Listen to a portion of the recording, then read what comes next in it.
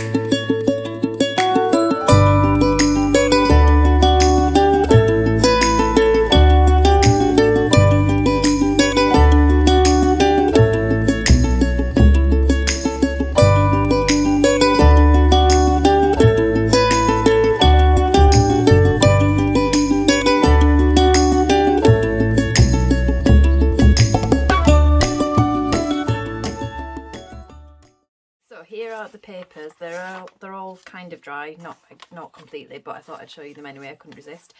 This is how I started out, just doing the dry block onto the paper.